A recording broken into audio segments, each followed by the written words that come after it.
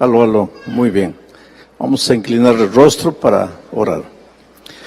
Padre amado que estás en los cielos, gracias Señor por todo lo que hemos aprendido este día, por todo el cuidado, la protección, la compañía de tus ángeles, tu espíritu moviéndose, preparando la mente, el corazón de tus hijos para recibir tu palabra. En este momento suplicamos una vez más que nos hables a través de lo que has dejado escrito.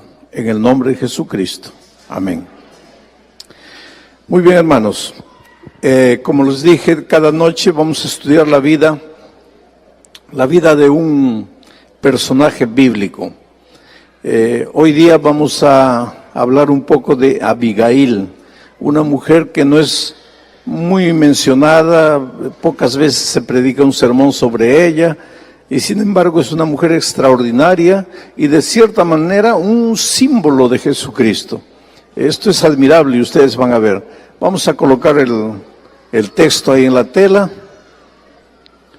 A ver cómo es esto. ¿Dónde está el texto? Ahí está. Muy bien.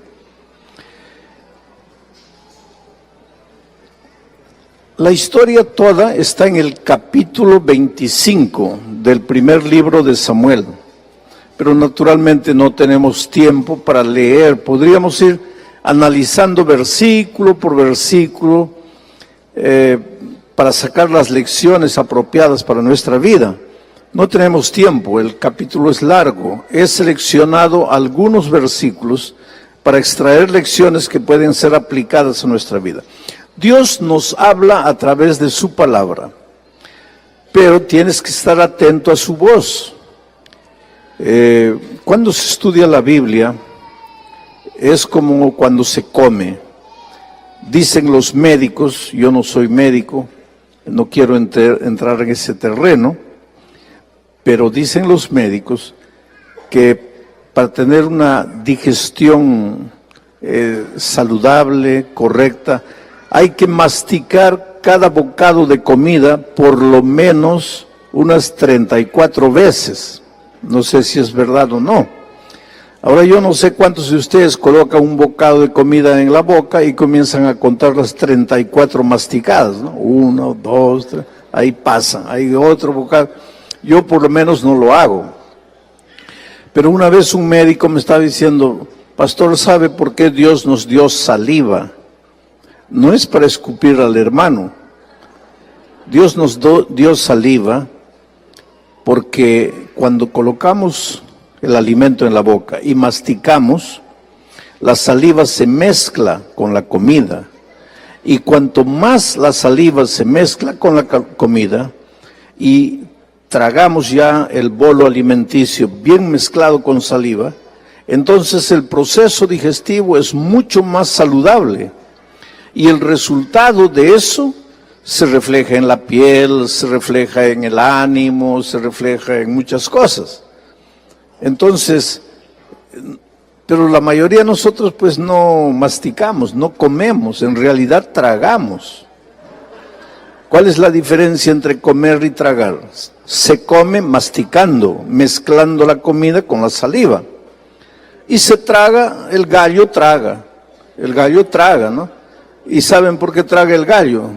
Porque el gallo antes de la comida, antes de ir a la barriga, pasa por el buche. Pero nosotros no tenemos buche. Nosotros tenemos directo a la barriga. Por eso tenemos que masticar. Ahora, esto que es una realidad en la vida física, es una realidad en la vida espiritual.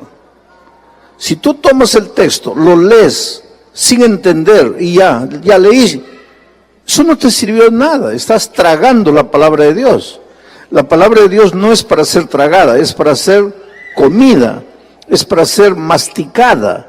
Entonces, en cada texto de la Biblia tú tienes que leer, detenerte.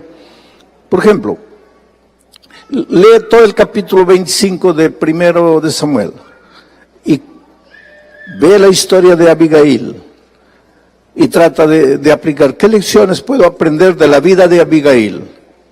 ¿Qué lecciones puedo aprender de la vida de Nabal, que era el esposo de Abigail? ¿Qué cosas buenas hay aquí?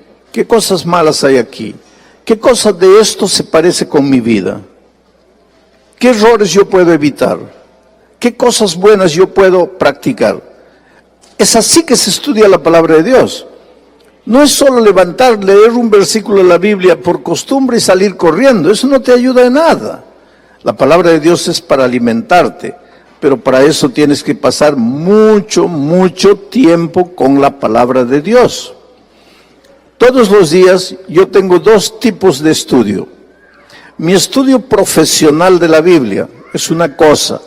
Ahí yo preparo sermones, yo escribo materiales, artículos, en fin. Pero existe mi periodo de estudio personal de la Biblia. Allí yo abro la palabra de Dios, no para preparar sermón. Ahí abro la palabra de Dios para alimentarme a mí mismo como ser humano. Porque antes de ser pastor, yo soy un ser humano. Yo soy un miembro de iglesia. Yo soy un discípulo de Cristo, como ustedes. Y yo necesito orar para mí. Yo necesito estudiar la palabra de Dios para mí.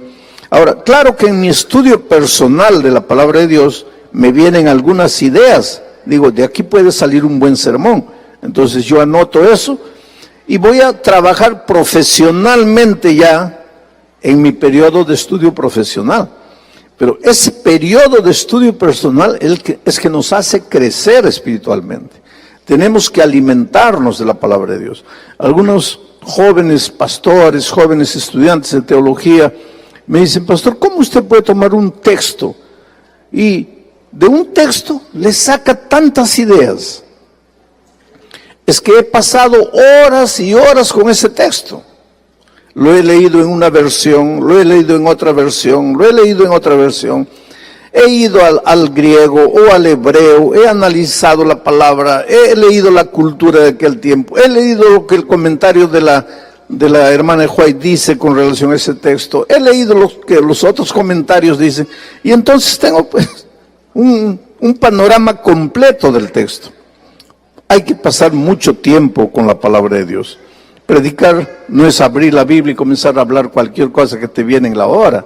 Tienes que pasar mucho tiempo. Tú personalmente, aunque no prediques, tienes que pasar tiempo con la palabra de Dios. Eso te va a alimentar.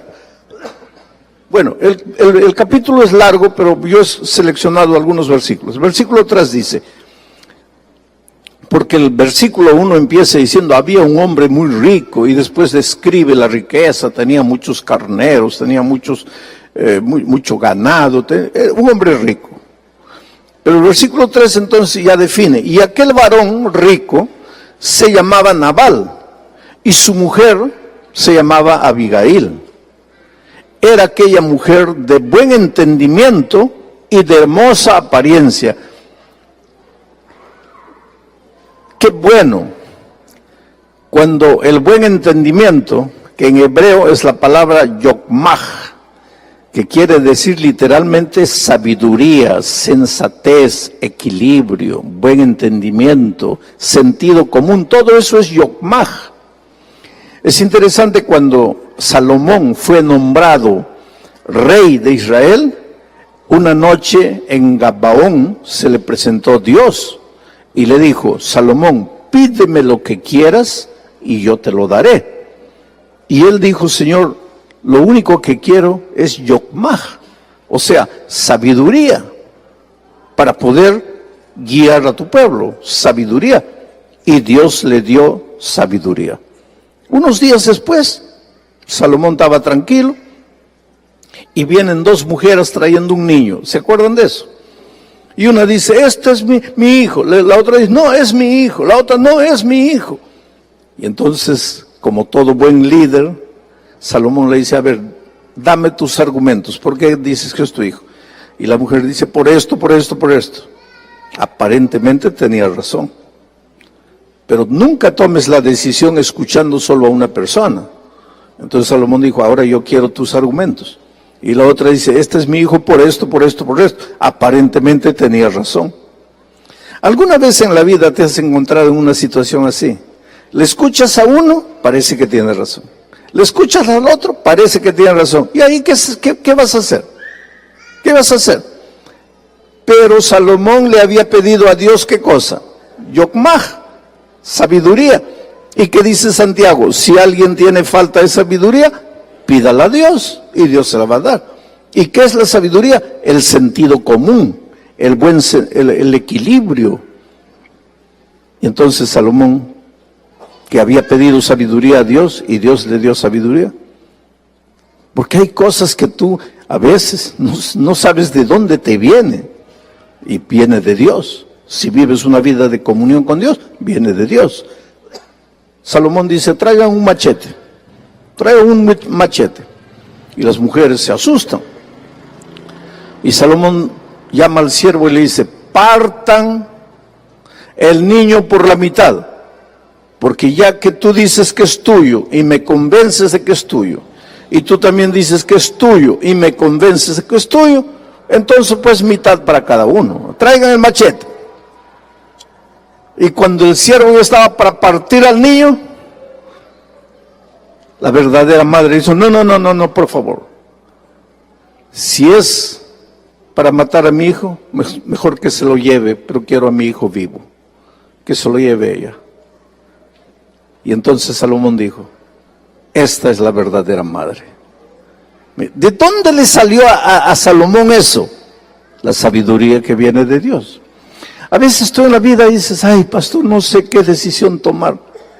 Pídele a Dios sabiduría. Ahora, ¿sabes qué? Pena que no hay muchas chicas solteras bonitas aquí, ¿no es cierto? Pero deberían escuchar este mensaje. Abigail era de hermosa apariencia, pero de sabiduría. Tú sabes que las chicas bonitas, por ser bonitas, no se preocupan mucho en buscar sabiduría. Y los muchachos, en lugar de buscar a las mujeres sabias, andan buscando a las mujeres bonitas. Y la belleza cansa. En un año se acabó la atracción, pero la sabiduría dura para la vida toda. Abigail era una mujer bonita, muy bonita, pero sabia. Ahora, el esposo era un hombre muy rico, pero necio, imprudente, insensato, sin sabiduría. Ahora tú me vas a preguntar, ¿cómo una mujer bonita se casó con un hombre insensato? Es que en aquellos tiempos las mujeres no escogían esposo. En aquel tiempo, las chicas eran obligadas a casarse con el esposo que el padre les determinaba. Y generalmente, papás sin sabiduría, porque también existen padres sin sabiduría, le buscaban a la hija un hombre rico, un hombre que tuviese posesiones. Que si tiene sabiduría, que si la va a tratar bien a mi hija, no me interesa que tenga posesiones. Habían padres así, y parece que el padre de Abigail fue así. Dijo, no, cásate, este hombre te conviene. ¿Te conviene por qué? Porque tiene dinero. Cuidado, queridos. Se casó la pobre. Eran otros tiempos. Los judíos, tú sabes que tenían una oración. Decía, los judíos hombres, todos los días agradecían a Dios diciendo, Señor, te agradezco porque no nací gentil, quiere decir, no nací extranjero, no nací esclavo y no nací mujer. Esa era la oración del hombre judío. Ahora, ustedes, las hermanas, me van a preguntar, pero pastor, ¿por qué era la Biblia así? Es que no era la Biblia, querido. Todo comenzó en el jardín del Edén. Todo comenzó con la desobediencia, con la entrada del pecado. El pecado deformó la creación maravillosa de Dios. El hombre deformó su carácter, se volvió machista. Cuando Dios le dijo, tú vas a ser la cabeza, no estaba diciendo tú vas a abusar de la mujer, pero es que el pecado deformó el carácter del hombre, y ahora el hombre se cree dueño de la mujer. Pero entonces los tiempos están cambiando, ahora la mujer se está yendo al otro extremo, porque yo tenía hace muchos años una secretaria que me decía, yo me voy a casar cuando encuentre un hombre con mi cabeza. Le digo, ¿cómo es así tu cabeza? A ver, ¿cómo piensas? Todos 50%, 50%. ¿Por qué el hombre tiene que valer más que yo? Y si no encuentro un hombre con mi cabeza, yo no me caso. Le digo, pero ¿cómo es eso de 50%, 50%? A ver, explícame.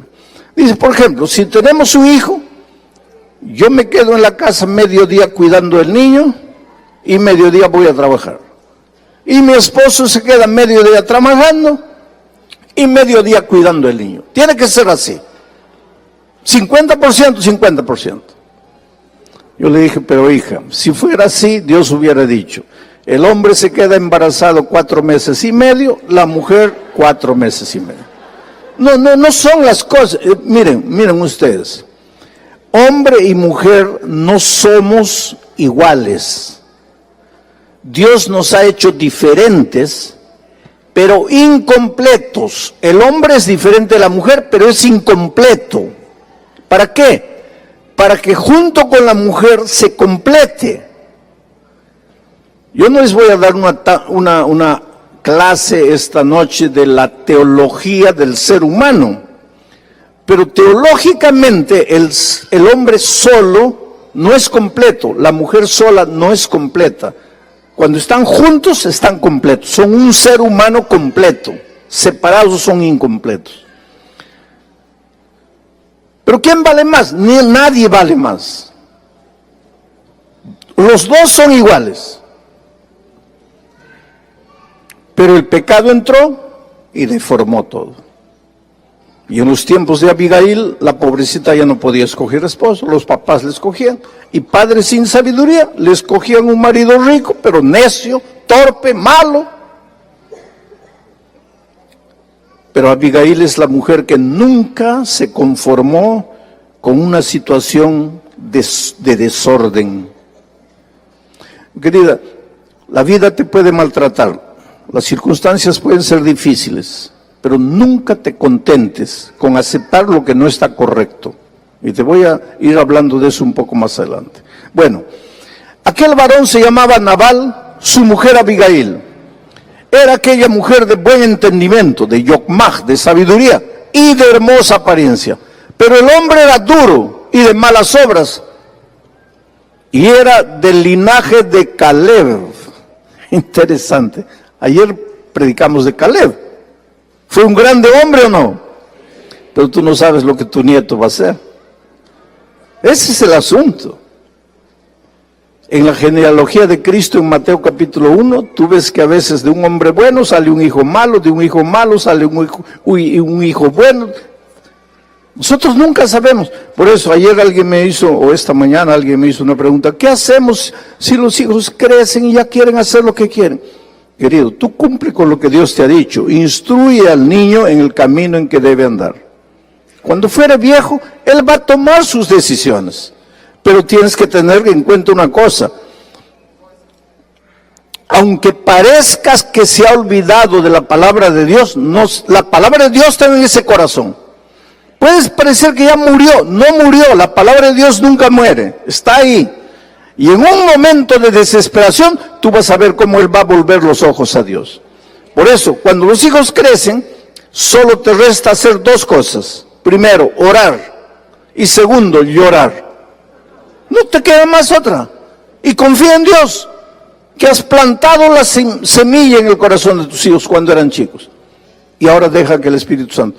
El otro día encontraron una momia en Egipto. Siempre viven encontrando de vez en cuando momias ahí enterradas. Encontraron una momia y junto a la momia una vasija con granos de trigo. ¿Cuántos años tendría esa momia? Miles. Pero lo interesante es que tomaron un granito de trigo, plantaron y el grano germinó. No digo que tu hijo es una momia, pero en su corazoncito el grano de trigo de la palabra de Dios está plantado. Y aunque pasen años, y tal vez tú mueras, sin ver a tu hijo de regreso, pero no te desesperes, porque en la mañana de la resurrección lo vas a ver ahí. Y seguro que te vas a sorprender y vas a decir, pero hijo, tú no querías saber nada. Sí, no quería, papá. Pero la palabra de Dios que tú plantaste en mi corazón, después de tu muerte, produjo frutos. Así es la vida. No te desesperes. Bueno, ahora, ¿qué sucede? Voy a contarles un poco la historia para saltar al siguiente versículo. Este hombre Nabal tenía muchas ovejas y en esos tiempos hacían una fiesta el día que trasquilaban a la oveja, porque la oveja tenía 3 propósitos para el pueblo de Israel. Primero, les daba lana. Segundo, les daba carne. Y tercero, les daba leche. Eso sin contar con el aspecto espiritual, porque la oveja era criada también para el sacrificio en el ceremonial de Israel. Pero yo estoy dejando al lado el aspecto espiritual. Básicamente les daba lana, les daba carne y les daba leche. Una vez por año trasquilaban a las ovejas, les sacaban la lana. Y ese día hacían fiesta, mataban corderos, preparaban pan, era una fiesta, había comida hasta sobrar. David estaba huyendo en esos tiempos del rey Saúl, y pasaba por ahí cerca como a unos 15 kilómetros tal vez, de donde estaba Nabal haciendo la fiesta de la trasquilada de las ovejas. Y David estaba con hambre, sus soldados estaban con hambre, él estaba escapándose del rey Saúl que quería matarlo.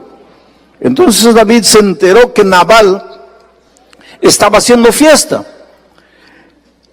Tiempos atrás, pastores de Nabal, por una circunstancia, pasaron por un momento difícil y David les ayudó.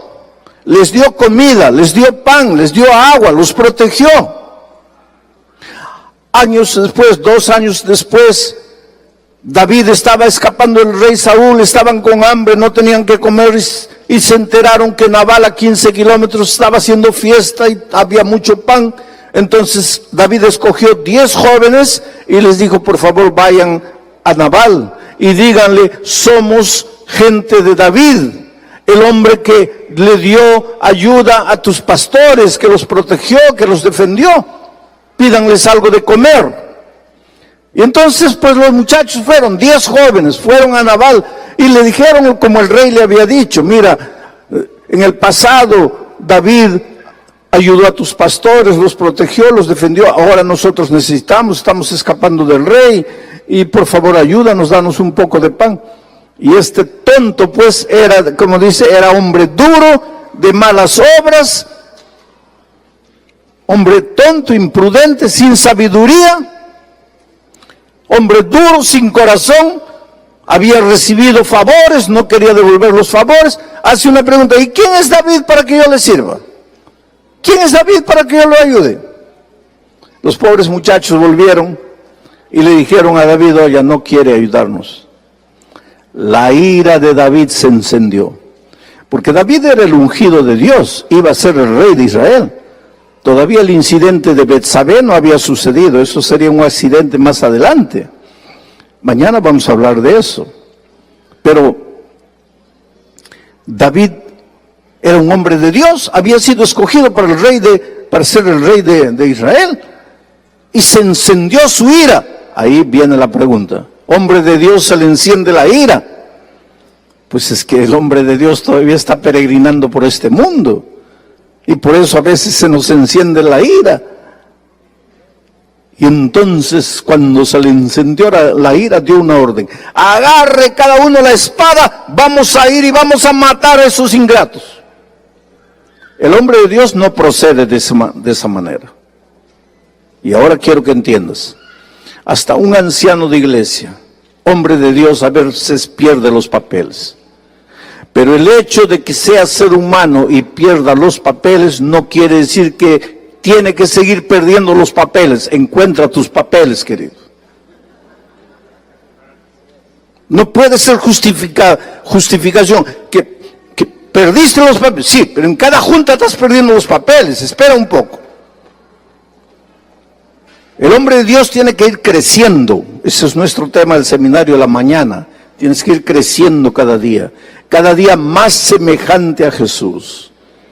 Cada día dejas de ser hijo del trueno para convertirte en el discípulo del amor. Tienes que ir creciendo. David fue creciendo, pero todavía no había ocupado el reino. Saúl todavía estaba vivo. Era un ungido de Dios, pero joven. Torito joven, rebelde. Tenía que aprender a ser manso y humilde de corazón. Aunque ungido de Dios, toro rebelde, se le encendió la ira. ¡Vamos a matar! Y ya venían a matar a Nabal, a toda su gente, por ingratos. Pero ahora viene este versículo maravilloso. Cuando David estaba viniendo con sus guerreros para matar, un siervo de Nabal corrió donde Abigail, la esposa, y le dijo: tu esposo acaba de hacer una tontería. ¿Qué tontería? David vino, mandó sus 10 jóvenes para pedir ayuda y tu esposo no los ayudó. Y ahora David viene armado hasta los dientes y va a acabar con todos aquí. Entonces, la mujer prudente, sabia, sensata, pasó toda la noche guisando corderos y preparando panes de higos. Y a la madrugada se levantó y se dirigió al encuentro de Nabal. ¿Para qué venía Nabal? Para matar. ¿A quién? A un pecador miserable. ¿Merecía morir ese pecador miserable? Sí. En aquel tiempo, el que la hacía, la pagaba. Ojo por ojo, diente por diente. Esa es la ley de aquellos tiempos. ¿Ese hombre era duro, malo, perverso? Sí. ¿Merecía morir? Sí.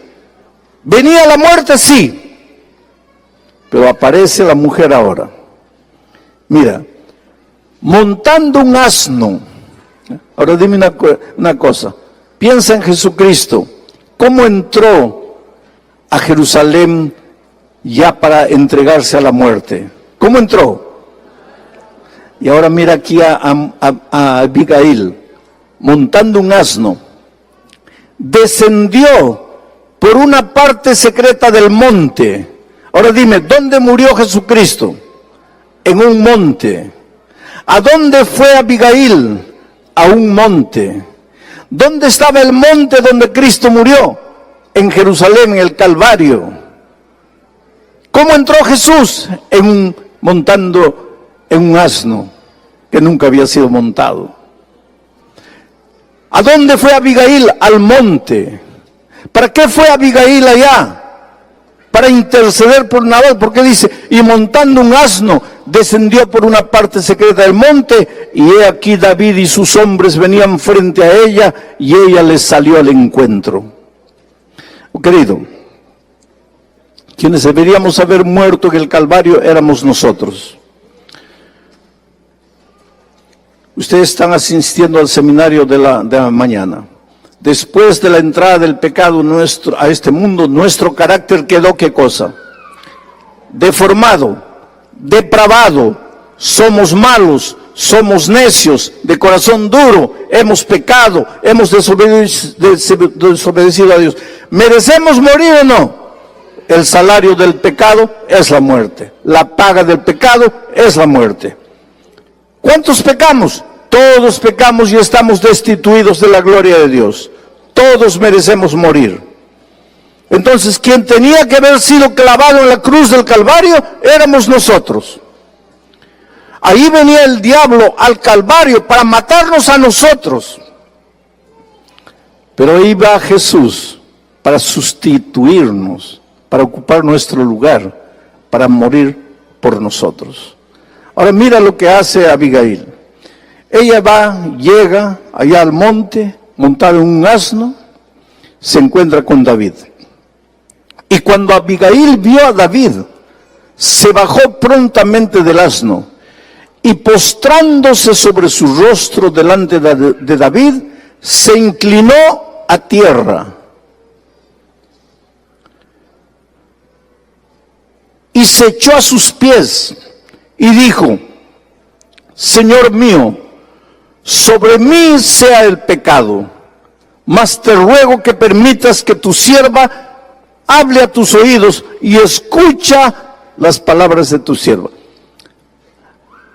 Es admirable, creo, porque nosotros predicamos muchos sermones de Moisés cuando Dios dijo: voy a matar a todo el pueblo. ¿Y qué dijo Moisés? Señor, rasga o saca mi nombre del libro de la vida, pero perdona al pueblo. Y ahí Moisés se levanta como un símbolo de Jesucristo. Ahora esta mujer, y yo creo que nunca la has presentado como un símbolo de Jesucristo, pero aquí esta mujer se presenta: nosotros merecemos morir. Ahora ella se presenta: Señor mío, mátame a mí, yo he pecado. ¿Qué había pecado? Mira, Señor mío, sobre mí sea el pecado. ¿El pecado de ella? ¿Qué había hecho ella para merecer morir? ¿Quién había pecado? El bruto de Naamán, de Nabal. Ese tenía que morir. Pero ella dice: sobre mí sea el pecado. ¿El pecado de quién? ¿Qué es lo que hizo Jesús en el Calvario? Sobre mí sea el pecado. ¿El pecado de quién? De nosotros. Hombres de corazón duro, perversos, depravados, en las palabras de Elena White. ¿Cómo encajan las cosas de manera maravillosa, querido? Ahora mira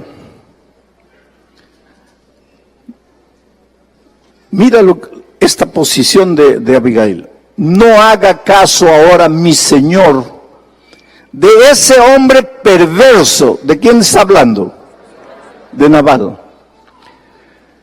No haga caso ahora, mi señor, de ese hombre perverso, de Nabal, porque conforme a su nombre, así es. Él se llama Nabal, y la insensatez está con él. Mas yo, tu sierva, no vi a los jóvenes que tú enviaste, porque si yo los hubiera visto, yo los hubiera dado comida. Pero el bruto de Nabal, el insensato, el perverso de Nabal no vio. Ahora, queridos, ¿quién era Abigail con relación a Nabal? ¿Quién era? ¿Qué era de Nabal? ¿Y la esposa no debe proteger al esposo? ¿Y aquí Abigail estaba ayudando al esposo o no estaba ayudando? ¿Hablando mal del esposo?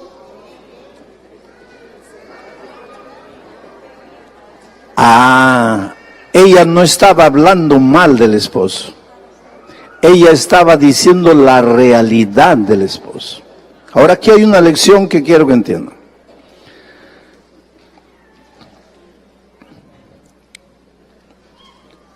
Pues la vida me ha hecho enfrentar circunstancias difíciles, y a veces hay situaciones que yo no quisiera vivir dos veces. Esta mañana les conté una situación, ahora les voy a contar otra situación. Una vez una señora trajo al esposo a hablar conmigo, a la fuerza. Él no quería. Ahora tú te vas a preguntar: pero si el hombre no quiere, ¿cómo es que ella lo llevó a la fuerza? Arrastrándolo. No lo arrastró, pero lo llevó obligado. ¿Pero cómo lo obligó? Te voy a contar. Este hombre era anciano de iglesia, un hombre bueno, un hombre que quería servir a Dios, un hombre conservador, un hombre admirado, un hombre respetado por la iglesia, pero infelizmente perdía los papeles constantemente. ¿Y qué es lo que había sucedido? Un sábado de mañana predicó un sermón bonito, llevó muchos espíritus de libros del Espíritu de Profecía, porque en ese tiempo no había slide, no había esas cosas. Llevó 4 o 5 libros, leyó que el cristiano debe ser así, que el mundo está entrando a la iglesia, porque esto, porque aquello, porque lo otro. Y después fueron a almorzar, y la esposa sirvió el almuerzo, y pues el arroz no estaba muy bien cocinado. Entonces cuando él metió el arroz a la boca y vio que estaba medio crudo, habló una palabra horrible, fea, que un cristiano nunca debería hablar. Y la esposa lo mira y le dice: pero hijo, acabas de predicar un sermón tan bonito, y solo porque el arroz no me salió bien hablas esa cosa fea. ¿Para qué? Perdió los papeles, agarró la vasija de arroz, ¡pah!, al suelo. Y no contento con eso, fue a agredir físicamente a la esposa. Pero los hijos crecen, querido. Ese hijito de 3, 4, 5 años que tienes, crece. Y el hijito de él, el mayor, ya había crecido, estaba con 12 años. Y cuando vio que el papá iba a agredir a la esposa, el niño de 12 años se colocó delante de la mamá y enfrentó al papá. Y le dijo, a mi madre no la vas a tocar. Y él nunca imaginó que el hijo un día lo iba a enfrentar. Pero ahora el hijo lo estaba enfrentando. No vas a tocar a mi mamá. Y él lo miró así asustado. Nunca imaginó que el hijo iba a reaccionar de esa manera. Sacó la correa, sacó el cinto. Y le dijo, hijo perverso, te voy a enseñar a guardar el 5.º mandamiento. ¿Qué dice el 5.º mandamiento? Honra a tu padre y a tu madre. ¿Por qué te atreves a enfrentarme? Te voy a enseñar a guardar el 5.º mandamiento. Y mientras él ahora quería enseñarle al hijo a guardar los mandamientos, porque él le enseñaba a guardar mandamientos a todo el mundo. Mientras estaba queriendo enseñar, la esposa fue, agarró su cartera, su bolsa y comenzó a salir. Y entonces él dejó al niño y corrió a la puerta y se plantó en la puerta. ¿A dónde vas? Y ella le dijo, voy a la policía. Te voy a denunciar. Tú no puedes tocarme físicamente, como lo has estado haciendo. Voy a la policía. No, no puedes hacer eso. ¿Por qué no puedo hacer? Porque la hermana de White dice que no debemos llevar nuestros problemas al mundo. Ah, qué bonito, la hermana de White dice eso. ¿Y la hermana de White dice que me puedes pegar? ¿La hermana de White dice que puedes hablar lo que has hablado solo porque el arroz no salió bien? No, no, no, no, no. Se acabó. Hoy día yo voy a la policía. Y en ese tiempo en el Brasil acababa de salir una ley llamada María da Penha. La ley María da Penha. ¿Hay algún brasileño aquí? ¿No hay brasileño?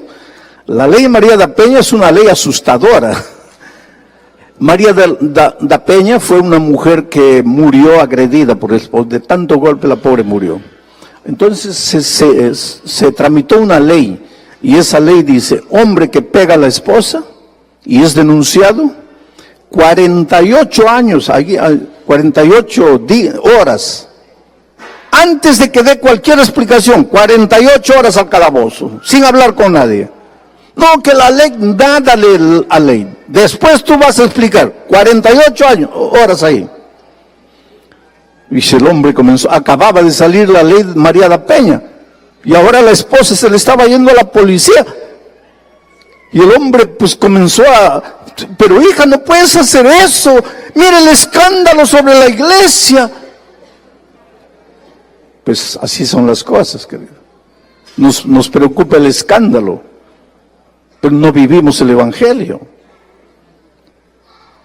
Y entonces cuando lo vio así desesperado la esposa, porque nuestras esposas son más inteligentes, mucho más inteligentes de lo que a veces nosotros pensamos. La esposa ya se dio cuenta, este pobrecito ya está en mis manos. Y entonces cuando vio así, le dijo, bueno, solo hay 2 caminos de que yo no vaya a la policía. Número 1, me matas, pero yo sé que no me vas a matar. Número 2, el lunes a primera hora vas conmigo a hablar con el pastor Bullón. Ahí empezó las cosas. Dijo, bueno, por lo menos el pastor Bullón no me va a meter a la cárcel 48 horas. Entonces prefiero el pastor Bullón. Fue así que lo trajo el lunes a primera hora por la fuerza. Ahora, la iglesia adventista enseña entre las cosas que enseña que ningún hombre debe agredir a su esposa. Y la esposa que es agredida no debe creer que si denuncia a su esposo está haciendo algo de malo. Y esta es la mujer. Dijo: Señor, yo quiero a mi esposo, yo lo amo, yo no quiero que muera. Pero tienes que saber que ese hombre es un hombre malo, es un hombre perverso. Y no estaba haciendo nada contra su esposo, al contrario, lo estaba protegiendo. El Evangelio, querido, llega para libertarte, no solo del pecado.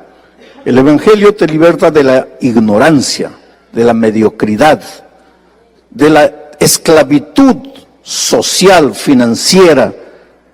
El Evangelio te da alas para volar, pero el Evangelio llega a tu vida para transformar tu corazón, para que dejes de ser perverso y te vuelvas un hombre noble, para que reflejes el carácter de Jesucristo. El Evangelio llega para prepararte para el reino de los cielos. Sabes que yo hablé con este hombre mucho tiempo. Él lloró, lloró, lloró. Nunca más lo vi. Un año yo estaba en Buenos Aires en un campamento para todos los jóvenes de América del Sur. 15,000 jóvenes en el Parque Sarmiento en Buenos Aires. Y de repente me encuentro con él. Él se acerca, me dice: pastor, ¿se acuerda de mí? Le digo: medio que me acuerdo.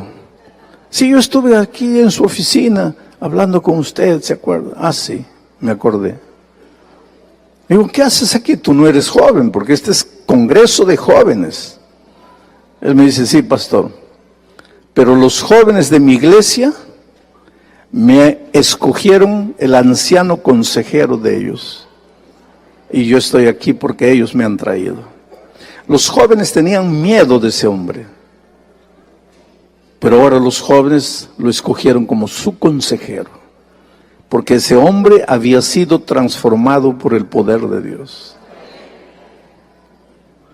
Pena que Nabal no fue transformado, porque Nabal murió pocos días después de este incidente. Él se quedó tan triste, dice el texto bíblico, que se enfermó. Cuando se dio cuenta que podría haber muerto a manos de David por la insensatez de su corazón, se enfermó y en pocos días murió. Cuando el rey David se entera que Abigail se quedó viuda, mandó mensajeros a Abigail y le dice: yo quiero que seas mi esposa. Y ahora mírenlo cómo responde Abigail. Y ella se levantó e inclinó su rostro a tierra diciendo: he aquí tu sierva, que será una sierva para lavar los pies de los siervos de mi Señor. Mira, tu sierva, no para lavar tus pies, tu sierva para lavar los pies ¿de quién? De los siervos de mi Señor. Esta era una mujer transformada por Dios, ¿sabes? Tú sabes lo que quiere decir diácono. El diáconos es el servidor, el que sirve. Todos nosotros somos diáconos, en el sentido de que somos seguidores de Cristo para servir. El cristiano sirve, el cristiano siempre está dispuesto a servir. El verdadero líder sirve. Hay un concepto equivocado de liderazgo. Líder no es el que manda, no es el que da órdenes. Líder no es jefe, líder no es patrón, líder no es sargento, líder no es capataz. Líder es el que sirve. Y sirve tanto que las personas quieren seguirlo. Y entonces el líder lleva a las personas a donde él quiere, porque las personas lo siguen. Si tú eres oído y obedecido, mira, si tú eres oído, amado y seguido, tú eres un líder. Pero si tú solo eres oído y obedecido, tú eres un dictador, tú eres un sargento, tú eres un capataz, pero no eres líder. Todo esposo tiene el deber de ser líder en su casa. Ser seguido por amor. ¿Por quién? Por la esposa y por los hijos. Porque Dios ha establecido al esposo como cabeza de la casa. No es que es superior a la esposa y a los hijos, pero alguien tiene que dirigir todo grupo humano. En la iglesia el pastor, en la ausencia del pastor el anciano primero, en el país el presidente, en la familia el padre, todo cuerpo organizacional tiene alguien que tiene que dirigir. Dios ha establecido bíblicamente que es el esposo. El esposo es un líder, pero para ser líder tienes que conquistar el corazón de la esposa y de los hijos, que ellos voluntariamente quieran seguirte. Tú tienes que volverte el héroe de tu casa, el héroe. La esposa y los hijos tienen que admirarte, tienen que creer que tú eres lo más fabuloso que existe en el mundo. Cuando has llegado a conquistar a tu familia de esa manera, eres el líder que Dios quiere que seas en tu casa. Cuando en la iglesia eres el anciano que todos aman, que todos admiran, que todos quisieran ser igual a él, ahí eres el líder de la iglesia. Entonces tú no te limites a ser un anciano que da órdenes, que manda, no. Sé un anciano que inspira, un anciano que las personas quieren seguirlo, quieren ir a donde él va.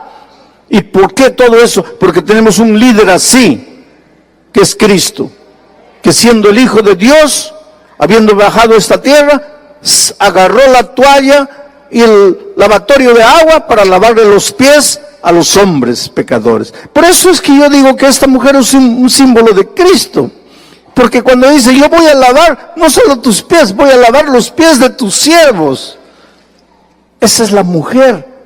Ese es el espíritu de Cristo. Ese es el espíritu que debe tener todo cristiano. Servir y no ser servido. Ahora, esto, querido, es fácil de predicar, pero no es fácil de vivir. Alguien un día me dijo que el lugar donde todos se vuelven santos es aquí. Este metro cuadrado aquí. Cuando entras aquí, te vuelves santo. Cuando sales de aquí, ahí es el verdadero ser humano. Por eso yo siempre digo que predicarles para ustedes, que no me conocen mucho, porque conocen mi cara, saben que no tengo cabello, esas cosas ustedes saben. Pero ustedes no me conocen por dentro. Entonces predicarles a ustedes es fácil para mí, porque ustedes no me conocen. Pero el sábado pasado yo prediqué en Brasilia, bauticé a un nieto mío, y ahí estaba mi hijo, ahí estaba mi esposa, ahí estaba mi nuera, ahí estaban mis nietos.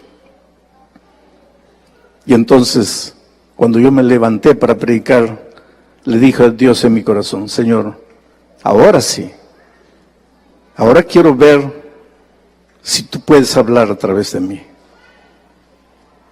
Porque si yo veo a mi esposa, a mis hijos, a mi nuera, a mis nietos así, entonces yo tengo que agradecer a Dios porque ellos están no viendo al esposo nervioso, al suegro duro, al hijo intransigente, al padre intransigente, están viendo al hombre de Dios.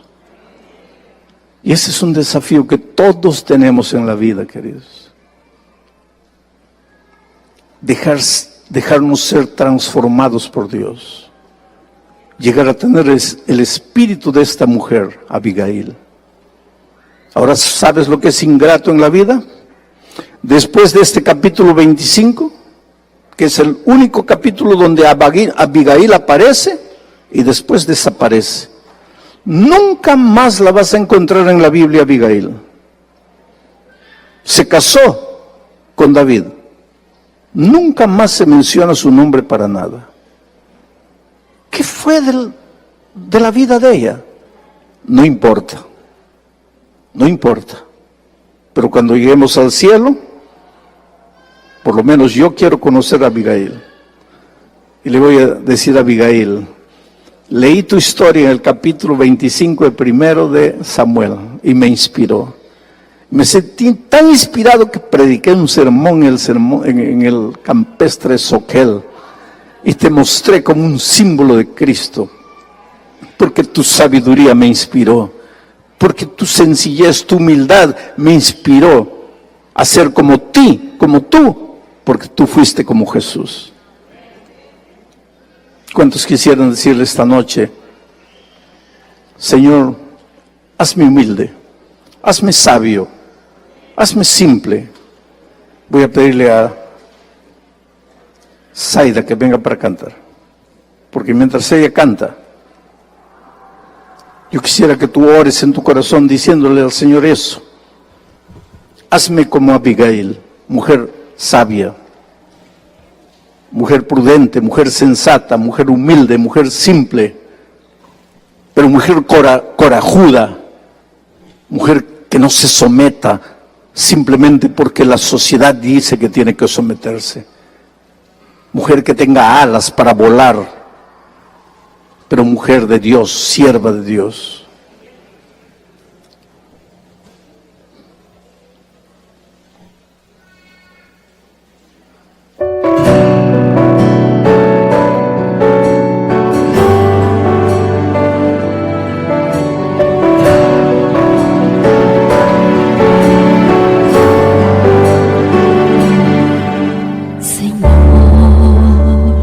No puedo más, sedienta mi alma está. En mi debilidad, mi fuerza tú serás. Sin ti no puedo continuar, desconcertada estoy.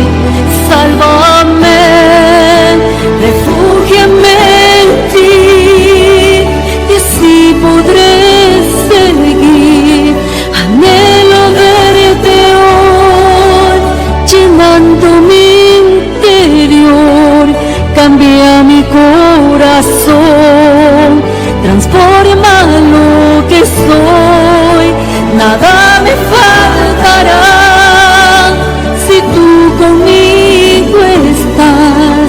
Tu mano me guiará, mis ojos te verán. Tu amor no tiene fin, restaura mi vivir.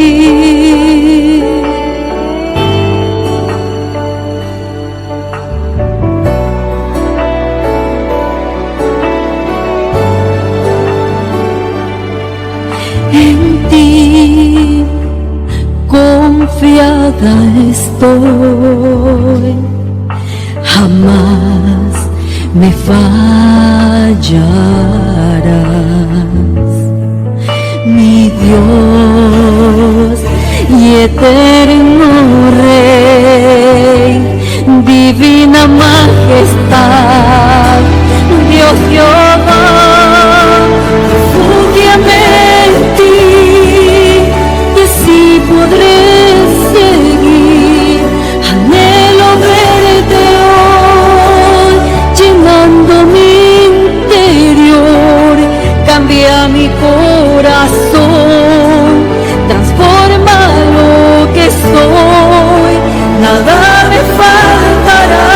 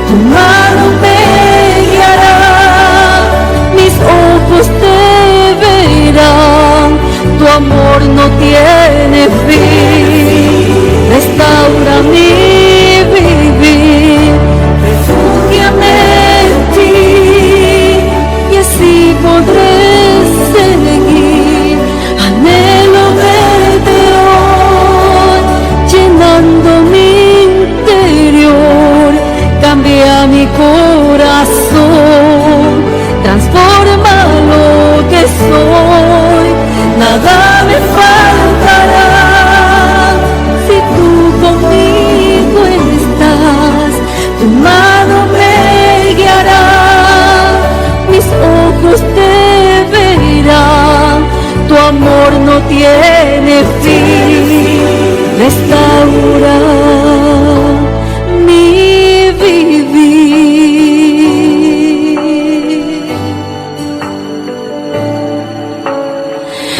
mi vivir. Amén.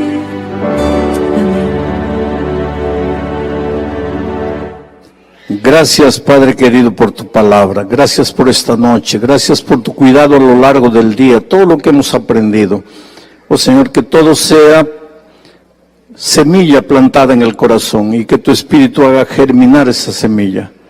Danos ahora una noche de descanso en tus brazos, de amor, seguros de que mañana será otro día de bendición. En el nombre de Jesucristo. Amén. Dios les bendiga, hermanos.